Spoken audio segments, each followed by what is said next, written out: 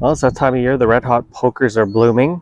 This is I guess, a reasonably common perennial around here in the Portland, Oregon area, and I'm sure it's popular in a lot of different places. So this is a pretty easy plant that you can get. They come from parts of Africa, I think maybe South Africa, and because they've hybridized them so much, there's all different colors of blooms. So I bought a few. I bought 3.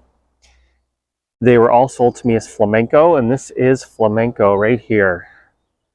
So these plants really enjoy full sun, well-draining soil. They do like water though, helps speed them along. And Flamenco, they start out orange and then they fade to this yellow.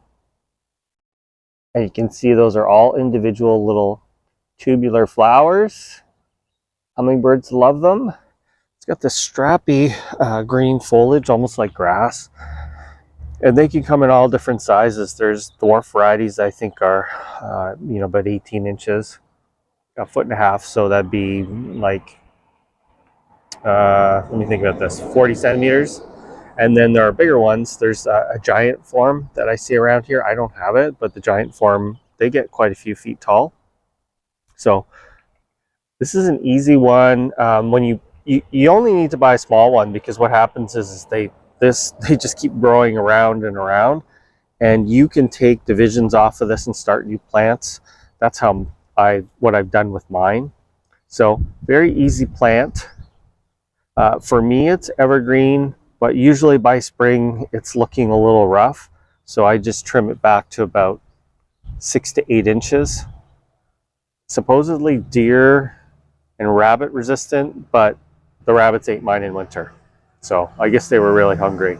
So that's Flamenco. Here's another one I bought as Flamenco. It's clearly not. This one blooms a little bit earlier. I think this might be Sunningdale Gold. So it starts a gold color and fades to a very pale yellow. When they're done flowering, you can trim them off near the base to promote them flowering again. But for me, they only really go once. And when I transplanted them last year, because I split them all up, I didn't really get that many flowers, but now this is their second year in the spot, and they definitely seem to appreciate not being moved. So I believe that is Sunningdale Gold, which I also read flowers a little bit earlier. They're both the same height. So there is another one, that a yellow variety that seems to be common, Poco Yellow, I think, but that's a dwarf variety about half this height. Let's go take a look at the third one. Okay, so my third one. This is, I believe this to be Mango Popsicle. It's a pretty common one, and you know what? I actually think it's my favorite. Pretty big flowers on this one. I just like the color. Same thing, same growth pattern. Get underneath. And there's the strappy leaf.